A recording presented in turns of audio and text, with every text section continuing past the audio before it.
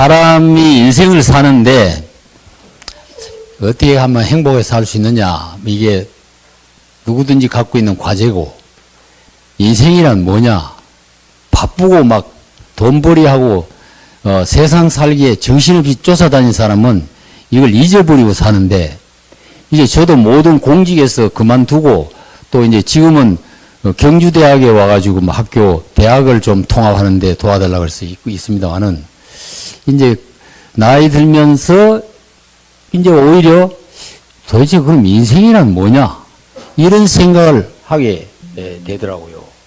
그래서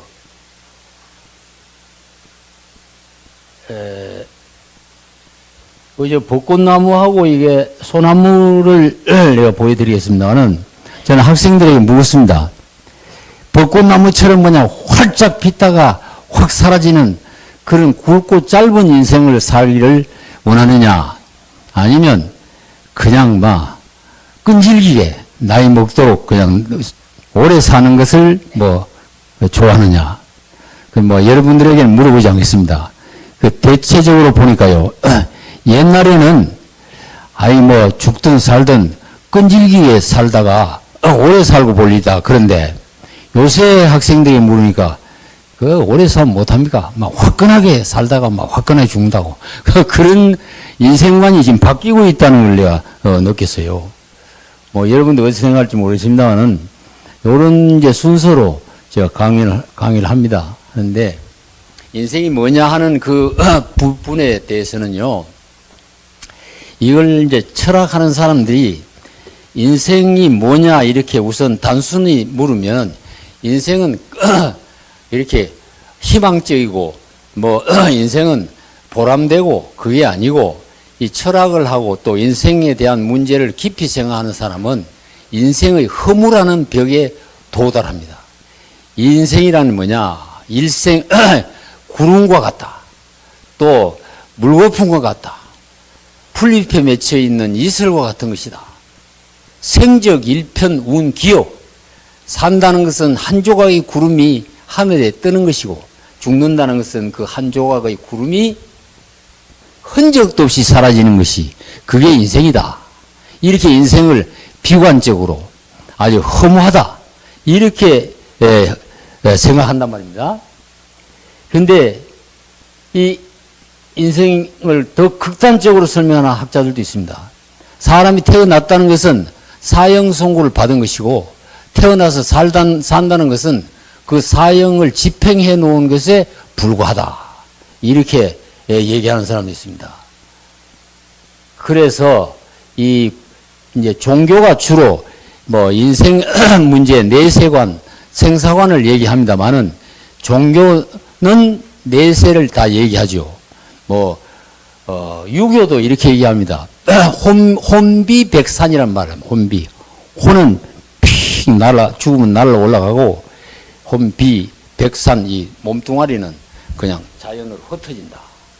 그리고 기도, 불교에서도 죽으면 천당을 간다 그러지 않습니까? 불교는 또 특징이 죽었다가 이게 다시 환생한다는, 돌아온다, 윤회 환생을 강조합니다.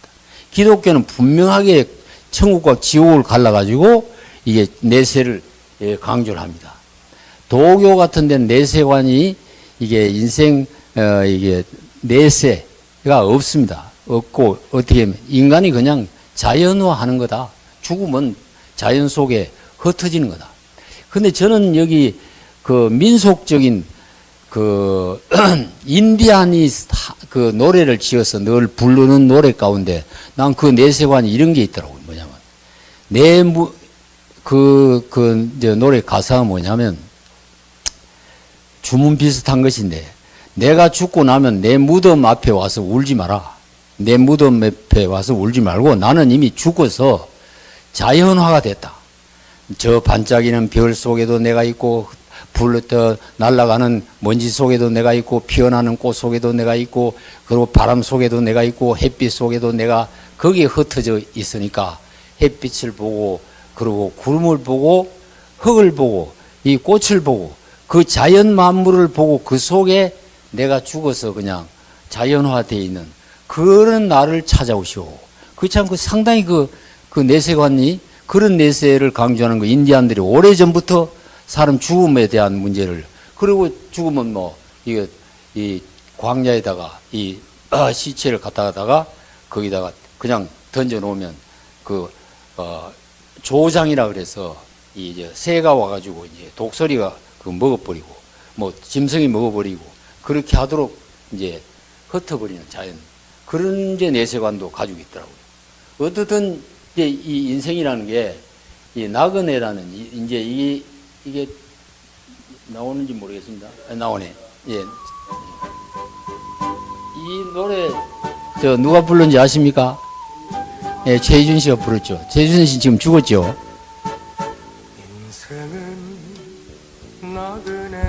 이제 인생 사시다가 고단하고 힘들더라도 한번 최준이 이 노래도 한번 들으면 마음이 좀 편안해집니다.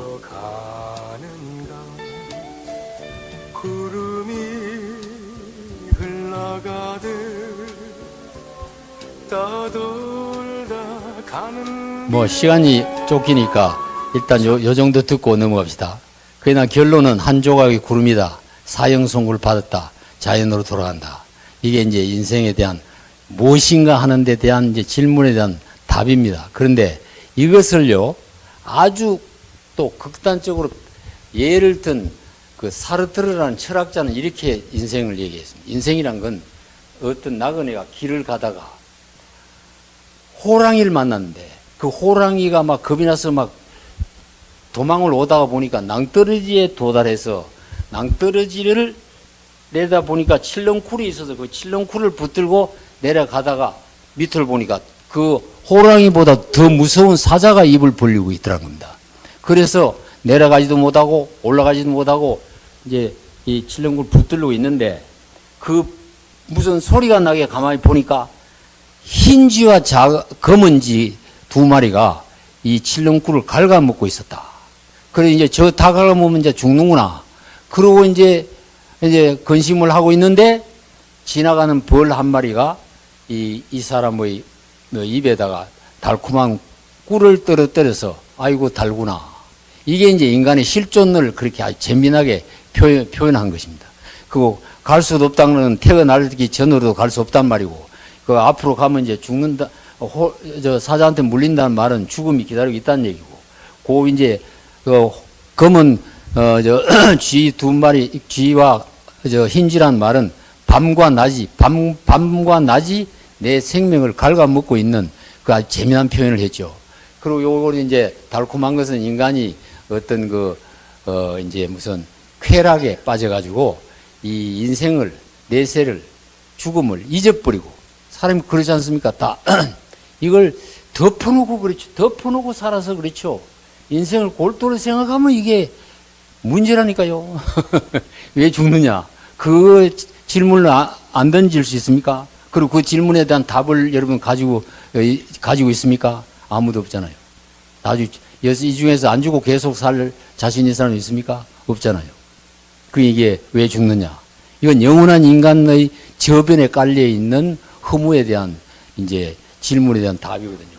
그걸 놓고 이제 뭐 불교에서는 막 저는 경주 와서 살면서 그 반야신경 그것도 많이 공부했습니다. 그런데 반야신경에 보면은 그 없을 무자가 28번이나 나와요. 다 없는 대로 간다. 그러니까 이 세상은 허무하고 허무의 강을 건너서 저 언덕에 도달하자. 그것이 이제 마하반야바라밀다신경하는 그게 허무의 강을 건너 저 언덕으로 가자. 그게 반야신경. 반야신경 그게 뭐 스님들이 하는 거라고 해서 여러분 생각, 그 속에 깊은 뜻이 또 들어 있습니다. 예. 그래서 그런데 그럼 이제 그건 덮어놓고 잠깐 그건 이제 내 저변에 깔려 있는 이 해결할 수도 없는 이 마치 이게 운명처럼 숙명처럼 태어난 이 인생에 대한 질문은 누구든지 깔고 덮어놓고 사는 건 깔아놓고, 그럼 그래도 인생을 살아야 되는데 살고 있는 이 단계를 이제 생각해 보면 공자님 같은 분들은 이 인생의 단계를 딱 이렇게 여기 말하는 6단계를 얘기하셨죠. 여러분들 이미 잘 알지 않습니까? 12호의 지우학하고 15살의 학문의 뜻을 두고 30이 입하고 그리고 40이 불혹하고 50이 지천명하고 그리고 60이 이순하고 그러니까 사람이 60이 되면 60살이 되면 이제 사람이 누가 뭔 소리를 해도 뭐 그 귀에 거슬리지 않고 다 도를 통한다 이 말입니다. 그래서 70이 종심소욕 부르기라 70이 되면은 이제 인간이 성숙되어 가지고 내가 하고 싶은 대로 하면 그것이 법에 어긋나지 아니한다. 양심에 저촉이 되지 않게 된다. 그것이 이제 공자님은 인생 6개 단계 종심 불유구 단계라 그래요. 불유구. 그래서 뭐 회사 이름도 불유구로 붙이고 불유구라는 말을 많이 씁니다. 그게 인생의 완성이기 때문에요. 그렇게 얘기하는 사람도 있습니다. 그런데 이제 보통 인생을 이렇게 우리 보면 또 다른 이제 4단계로 나누는 사람도 있거든요. 이제 30살까지는 이제 부모에게 의존해서 삽니다. 의존적인 삶을 살죠. 그러니까 뭐 먹여달라, 입혀달라, 재워달라, 학교 보내달라, 취직시켜달라, 돈 달라, 계속 달라고 하는 그런 의존해서 살고 30이 넘으면 이제 그때부터는 이제 어른이 되어 가지고 이제 결혼해서 자식을 부양하고 부모를 모시는 희생 봉사의 삶을 살 수밖에 없게 되는 겁니다. 그래 그게 이제 30부터 60까지고 그 다음에 60부터 이제 90까지가 이제 60이 지나서 90까지 30세 이 30년은요 대단히 중요한 나이입니다. 여기도 이제 60대 넘으신 분들이 있습니다만은 60대 넘은 인생이라는 것이 내가 강조하는 이유가 뭐냐면 이건 인생의 황금기고 인생이 이제 자주 독립을 한 그 전까지는 뭐 내가 부모에게 기대 살고 또 자식 키우느라고 시간 보내고 뭐 자기 인생 못 살지만 60 넘어서부터는 이제 자식도 다 키워버리고 내가 독립이 되어 가지고 내가 내 인생의 주인이 돼서 사는 그런 독립된 인생의 황금기를 살 수 있는 기간이 60부터 90이거든요. 사실 60부터 90 사이가 대단히 중요한 그 기간입니다. 그리고 90부터 이제 120까지는 이건 뭐 자연과 더불어 산다. 이렇게 이제 인생을 4단계로 나눠서 얘기하는 사람도 있습니다. 자, 그 다음에 그러면 이제 인생의 후반 독립 인생, 황금 인생 기간에 뭐가 필요하냐? 이게 네 가지가 필요하다. 네 가지가 필요하다는 건데 우선 사실 중요한 건 인생관 가치관인데 중요한 것이 건강, 돈과 일과 친구입니다. 그래서 건강에 대해서 건강법이 유튜브에 그냥 차고 넘칩니다. 그런데 건강이 제일 중요한 것은 호흡이고 그 다음에 이제 음식이고 그리고 운동입니다. 그런데 보통 우리가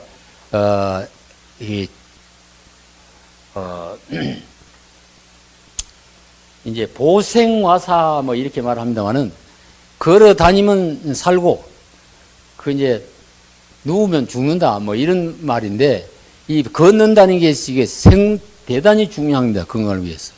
그 다음에 이 먹는 것 가운데는 물이 대단히 중요하고 하루에 반드시 물을 먹어야 되고 그리고 건강을 위해서 이 수면이라든지 호흡 이런 거 이제 여러 가지 강조를 할 수 있으면 여러분이 그건 다 참고해서 하시고 예, 돈도 어느 정도 60 이상 되면 젊을 때 벌었던 돈을 자기가 쓰고 친구에게 밥 사주고 그 친구에게 밥 사주고 또 얻어먹고 주고받을 만한 경제적 여유가 있어야 되겠죠.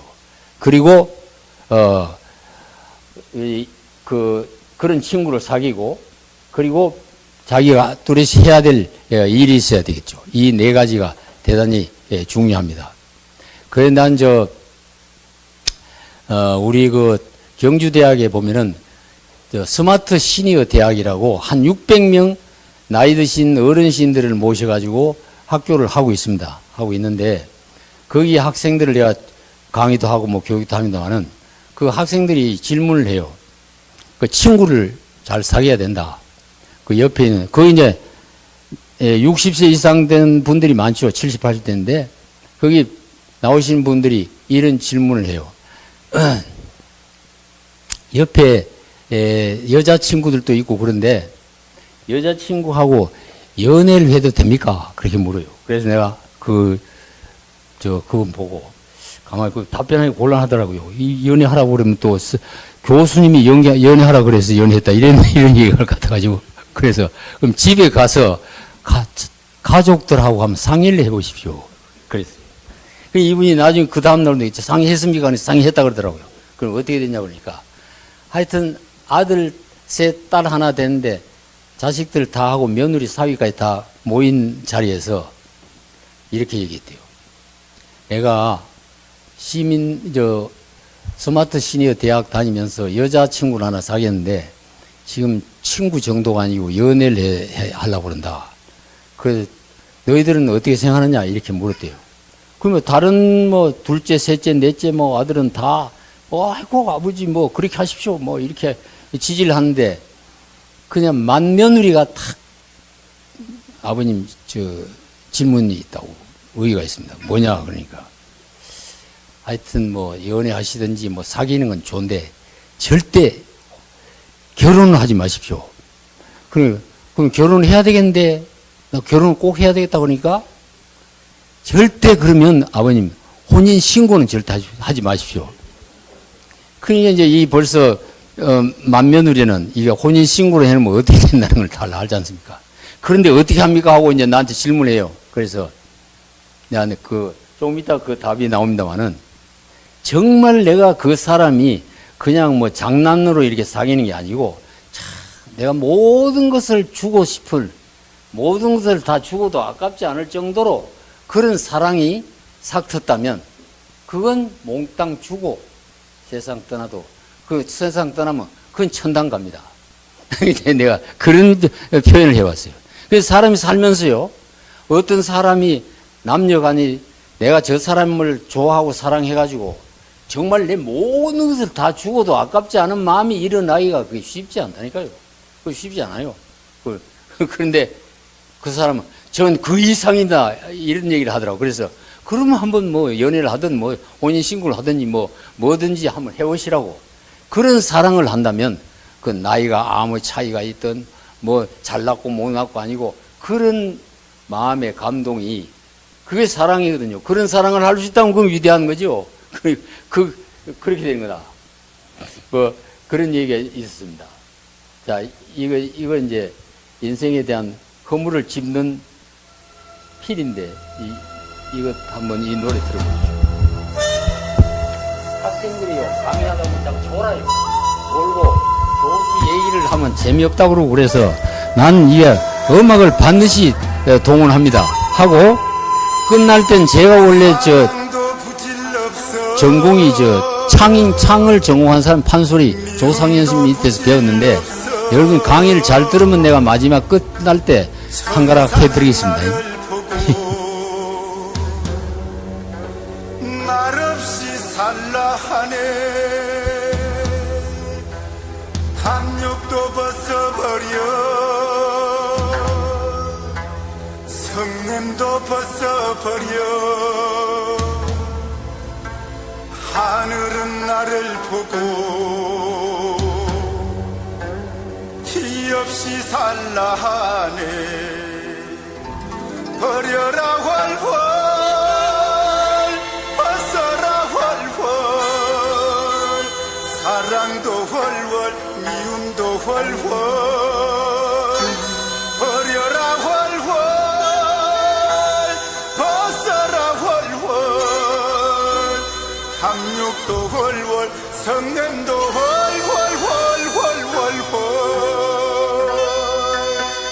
물같이 바람같이 살다가 가라 하네. 아하, 물같이 바람같이 그냥 세상 살기 싫어가지고 세상에서 사고치고 산속에 들어간 그런 스님도 있지만 정말 인생이 뭐냐, 인생 그 허무에 도달해가지고 이 허무의 강을 넘기 위해서 저 수행을 하는 그런 도인들도 저 속에 있어요. 있습니다. 그건 틀림없이. 그 불경을 파고들면요, 그런 깊이가 그 속에 다 들어있거든요.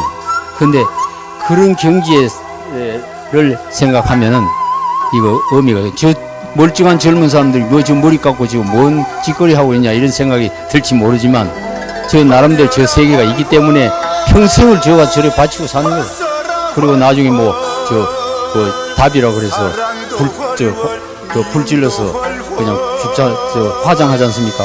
그리고 그 자성이라는 조계종 총무원장 스님도 저기 가만 앉아가지고 밖에 조그마한 그 암자에 들어가서 그냥 불 질러서 그냥 갖고 있어요. 물같이 바람같이. 요거 이제 넘어갑시다. 그 70이 되면 마음대로 하면 된다. 자신의 주인이 되어 살아라. 돈, 건강, 친구가 필요하다. 이제 그 얘기를 했습니다. 그럼 이제 마지막 단계에서 인생의 완성이 뭐냐? 요 부분이 대단히 중요합니다. 컴플레이션이라는 것인데 요 부분이 여러분 한번 집중해. 요 원리를 어디서 찾아내냐 하면요, 가정이라는 공동체를 가만히 집중해 보면 이 가정이라는 공동체 속에 이게 삶에 대한 비밀이 들어있어요. 그게 뭐냐면 아기로 태어나가지고 그 다음에 형제 관계가 생기고 결혼하면 이제 부부 관계가 생기고 이제 아기 낳으면 부모가 된단 말입니다. 그 아기로부터 부모까지 올라가는 그 단계를 가만히 보면은 인간의 성숙의 원리를 찾을 수가 있습니다. 아기 때는 어떻게 합니까? 아기 때는 완전히 이기적인 사랑이죠. 기분 미밖에 더 합니까? 젖 달라, 밥 달라, 뭐 재워 달라, 업어 달라. 달라는 기분 미밖에 안 되잖아요. 이게 아주 이기적입니다. 그러나 이제 동생이 태어나고 참 그 귀여운 부분이 뭐냐면 그 아기가 있고 그 다음 동생이 태어나면 어떨 때는 이제 엄마의 사랑을 차지하려고 서로 싸우고 질투하지만 그러나 어떨 때는 이 먼저 태어난 형이나 언니가 그 나중 태어난 애를 귀엽다고 이렇게 쓰다듬어서 주고 그러거든요. 이게 이제 여기서 이제 인간의 본성이라는 게 이게 악하고 이기주의적인 것만 아니고 남을 이렇게 위해 주려는 본성이 들어있구나. 이거에 대한 논쟁도 선악설이 있고 선성설이 있지 않습니까? 사람 태어날 때부터 악하다. 그러니까 온 천지가 싸움판이다. 이러지만 원래 또 인간 속에는 남을 이게 위해주고 사랑하는 그런 본성이 있거든요. 그래서 이제 형제간에 이렇게 키우다 보면 이제 형이 동생을 때릴 때도 있고 또 그럼 동생이 형을 때리고 치고 받고 이러다간 또 어떨 때는 또 그냥 형을 돕고 저도 이제 이 아들 둘을 키우는데 이놈이 늘 싸워요. 애들이 어릴 때부터 초등학교, 중고등학교 때 형제간에 계속 싸워요. 또 근데 어느 날 이제 아버지 어머니 어디 갔다 왔는데 이놈들이 둘이서 자는데 집에 도둑이 들어왔어요.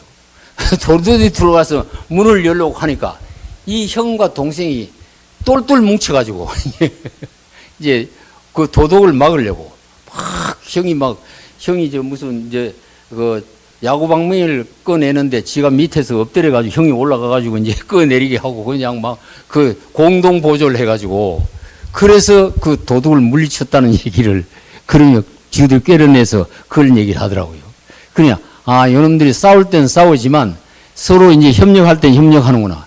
거기서 이제 주거니 받거니 사람 주고받는 원리를 배우는 거거든요. 그래가지고 이제 부부가 됐다. 부부는 이제 이게 이기주의적인 거하고 이타적인 것이 다 완전히 혼재되고 복합된 것입니다. 이 부부 나는 이제 가정교육 가운데 부부 관계를 어떻게 설정하느냐면 이건 한 부부의 역할이라는 것은 한 5가지 역할이 있어요. 자기 남편이 아버지 같기도 하고 그다음 오빠 같기도 하고 친구 같기도 하고 남동생 같기도 하고 아니면 자기 아들 같기도 하는 그런 관계가 이루어진답니다. 어떨 땐 남자가 밖에서 막 지쳐가지고 직장생활 지쳐가 들어오면은 그때 남자는 자기 부인으로부터 어머니 사랑을 요구하는 거거든요. 그때는 이제 동생처럼 뭐 그 아들처럼 이렇게 사랑을 해주고, 그리고 또 그 아버지가, 남편이 아버지같이 또 딸같이 대한 그런 이제 관계가 설정될 수가 있거든요. 이제 그런 이제 연출을 잘 못하면은 부인이, 남자가 밖에 나갔다가 들어와서 자꾸 뭐 애기 노릇하고 뭐 자기 부인 치마에 이렇게 뭐 기대려 하고 뭐 그러면, 이게 남자가 뭐 이따위 하는 행동이 뭐 이런 식으로 남자 무시하면 안 되거든요. 그때 이제 남자는 엄마 사랑이, 특히 또 성장 과정에 부모의 사랑을 많이 못 받았다든지 그런 사람은 자기 부인에게 엄마 사랑을 요구하는 그런 남자도 있어요. 그것도 그 여자하고 남자 반대고, 이제 그런 관계를 잘하면서 인간이 그 속에서 사랑의 심리를 중심한 성숙이 돼 간다. 그래가지고 나중에 이제 부모가 됐다. 부모가 되면 이제 무한히 주는 사랑을 할 수가 있는 거예요. 무한히 주는 사랑. 저도 이 가정에서 외아들로, 우리 위에 누님이 셋 있었는데 아주 종갓집 종손인데, 우리 종갓집 종부 며느리인데, 어머니가 이제 딸만 셋 낳고 아들을 못 낳았으니까 이거 얼마나 이제 고민입니까? 그리고 뭐 집안에 어른들이 와서 저 빨리 며느리 내쫓고 새로운 며느리 들어가지고 아들을 낳아서 대를 잇지, 뭐 옛날엔 그랬지 않습니까? 그러니까 우리 엄마가 이게 쫓겨갈 판이 됐어요. 그러니까 막 어떻게 하든지 아들을 하나 낳아달라고 막 해만 보면 빌고 하늘 보고 빌고 뭐 땅 보고 빌고 이러다가 진짜 나를 이제 잉태를 하게 된 거예요. 그래야 나를 낳았단 말입니다. 그러니까 이제 나를 낳음으로 인해서 우리 어머니가 쫓겨까지 가는 데서 위기를 벗어났죠. 그래 어머니가 내가 얼마나 귀엽겠습니까? 그 제가 이 창피한 일입니다만은, 내가 사실은 초등학교 들어갈 때까지 한 7살, 8살 되도록 제가 엄마 젖을 먹었어요.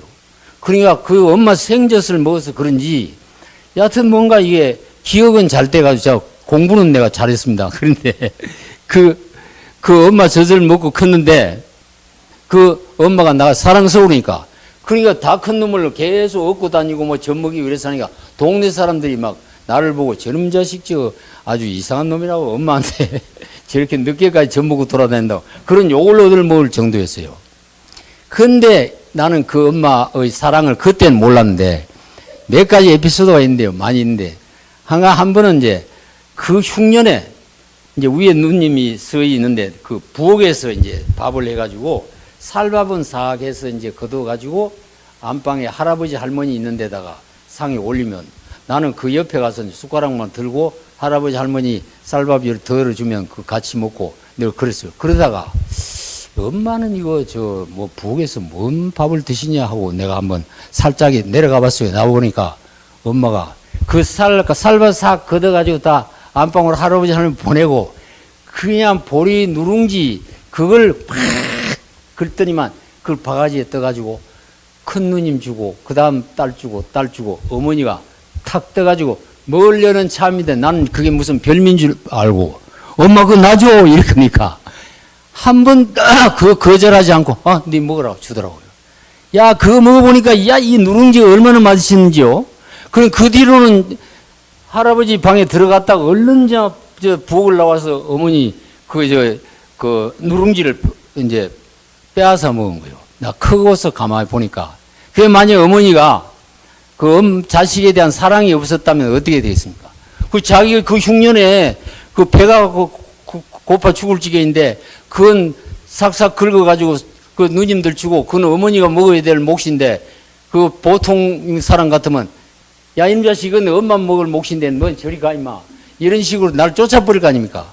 그런데 내가 한 번도 내가 엄마 그 누룽지 줘 이랬을 때 한 번도 이건 내 거다 기분 나쁘다 그런 표정 없이 오냐 너 먹고 싶으냐 그 밝은 표정으로 그걸 줬습니다. 내가 그걸 깨달은 한참 나이 먹어가지고 그걸 깨닫고는 어머니한테 내가 사죄를 했던 일이 생각이 납니다. 그 내가 불효막측한 어머니 그 흉년에 먹어야 될 몫을 내가 빼앗아 먹구나. 그게 어머니 사랑이거든요.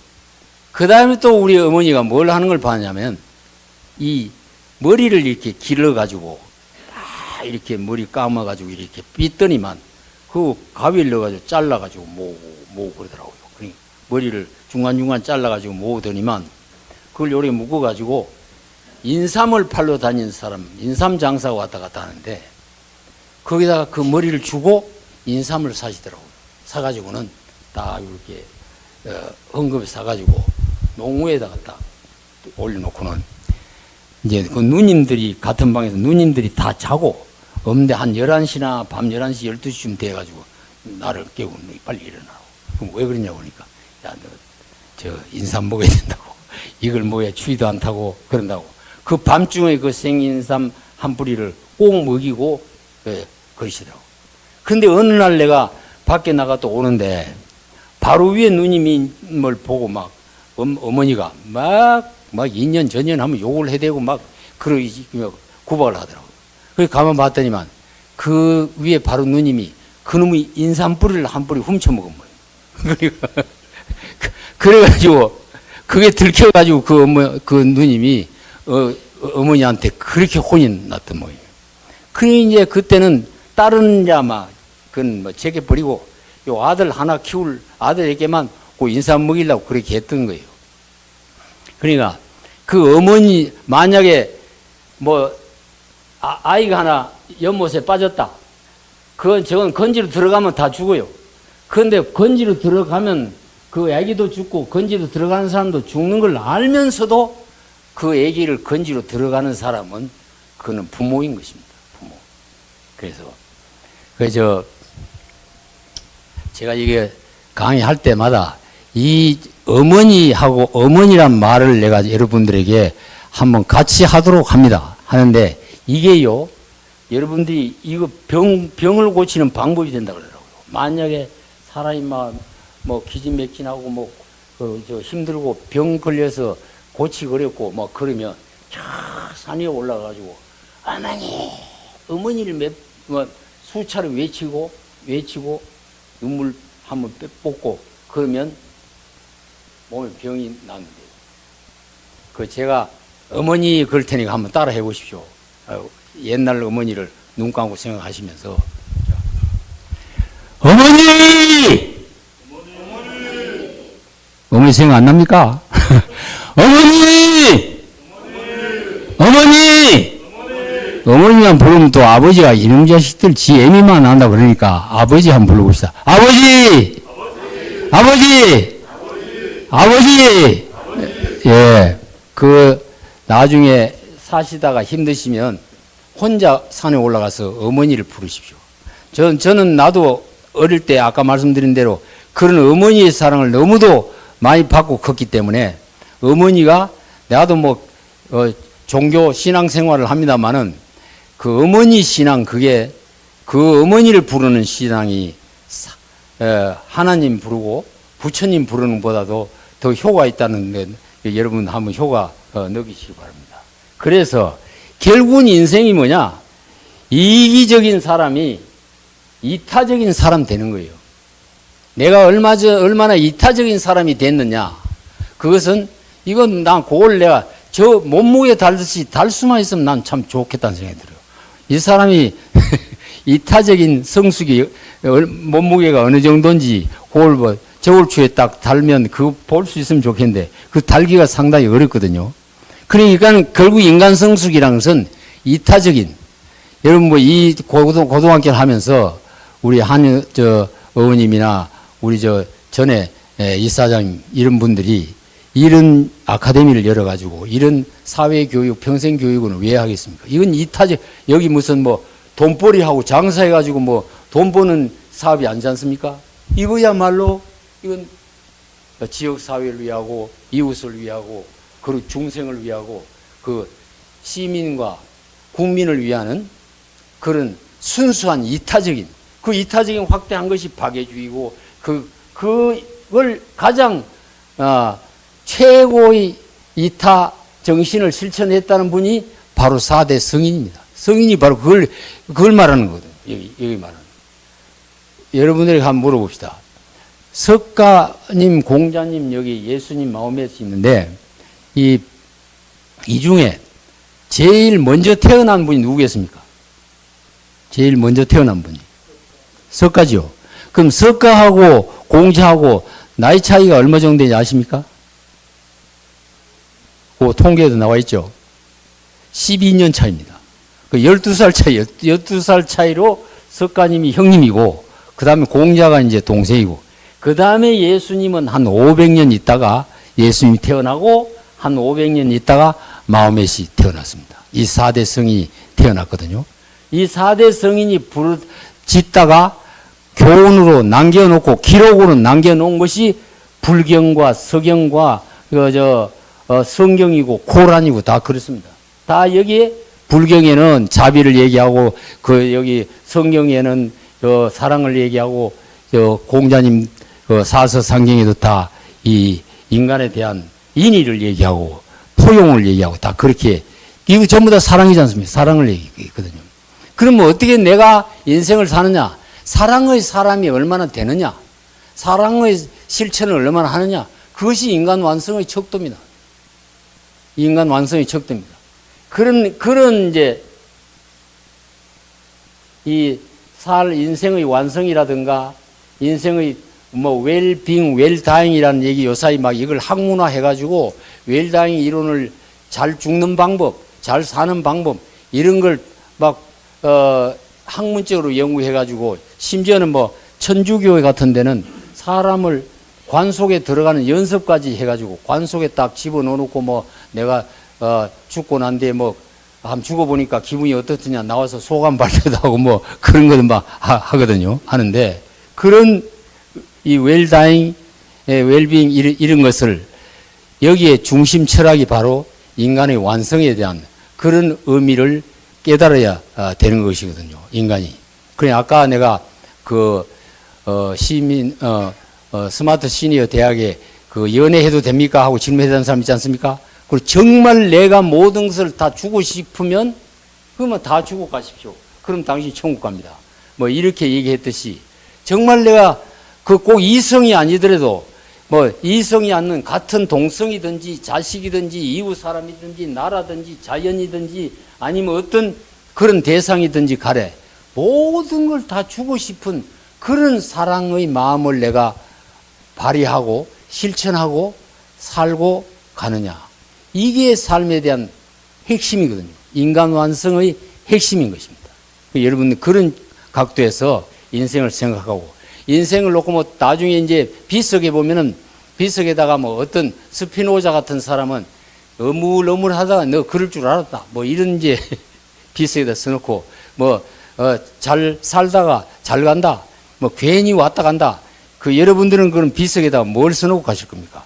여기 우리 하늘 정신에 입각해가지고 여기서 사회교육에는 공부하던 그 시절을 생각해서 나는 마지막 내 비문에다가 저 써놨지 않습니까? 잘 놀다가 갑니다 하고 그냥 저런 사람 있고 중광스님 같은 사람들은 괜히 왔다 간다 이런 이제 말도 남기고 갔는데 여러분들은 비석에 뭘 남기고 갈 것이냐 한번 생각해 볼 만한 그것이 그때 내가 내 사랑을 중심하고 얼마나 실천을 하고 완성하고 삶을 살았냐 그게 이제 관건이거든요.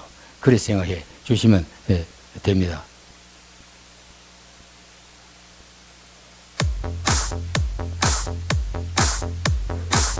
요새는 이 춤과 노래를 이런 식으로 희화화 해가지고 야단입니다. 알랑가 몰라 왜 화끈해야 하는 건지 알랑가 몰라 왜 발끈해야 하는 이 이제 한류 우리나라 민족성 가운데 세계를 뒤흔들 만한 그런 민족성, 특성, 그런 예술적 재능 이런 게 있어가지고 한류가 지금 한류가 지금 세계를 덮고 있지 않습니까? 영화도 그러고 BTS가 그러고 요새는 이제 한강이라는 작가가 또 그 작품 때문에 이 광주 사태를 어떻게 볼 것이냐 그런 얘기가 나오고 말이 많지 않습니까?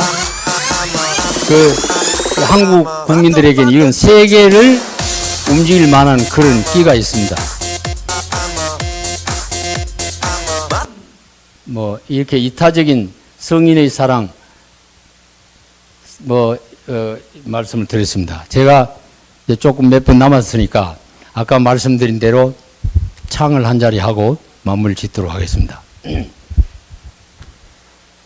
저도 이게 상당히 그 조상년 씨라는 사람한테서 배우면서 지냈는데 한번 인생 의미가 담겨 있기 때문에 오늘 분위기도 좋고 또 여러분들을 위해서 완창을 하겠습니다. 그 사철과 완창. 이산 저산 꽃이 피니 분명 그 봄이로구나. 봄은 찾아왔건만은 세상사 슬슬 흐들라. 나도 어제 청춘 일러니 오늘 백발 한심하구나. 내 청춘도 날 버리고 왔다 갈 줄 아는 봄을 방기 흔들쓸 때 있나. 봄은 왔다가 가려거든 가거라. 네가 가고 여름이 되면 녹음 방초 성화시라. 옛부터 일러 있고 여름이 가고 가을이 돌아오면 한로 싹푸 열한여도 제절열을 굽히지 않는 황구. 단풍은 어떠한고. 가을이 가고 겨울이 돌아오면 낙목한천 찬바람에 백설만 펄펄 휘날려 세계가 되고 보면은 월백설배 천지백하니 모두가 백발이 보시로구나. 무정 세월은 끝없이 흘러가고 이내 청춘도 아차 한번 늙어지면 다시 청춘은 어려워라. 와시 쌍번년네들 이내 한 말 들어보소. 인생이 모두가 100년을 산다고 해도 병든 날과 잠든 날 걱정 근심 다 제하면 단 40도 못 산 인생 아차 한번 죽어지면 북망 산천의 흙이로구나.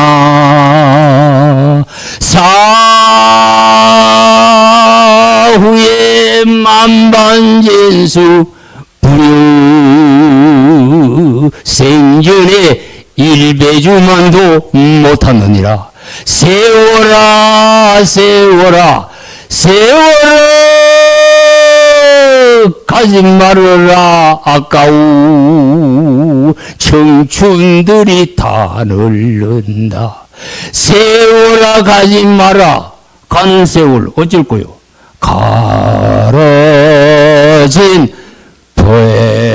배수나무 끝끝을 다 대랑 매달아 놓고 꾹꾹 투식하는 놈과 부모 분류하는 놈과 형제화모 못하는 놈 차례로 잡아다가 저 세상 먼저 보내버리고 나머지 본님네들 모아 앉아서 한 잔 더 먹소. 그만 먹게 하면서 그들은 그리고 놀아보세, 놀아보세. 감사합니다.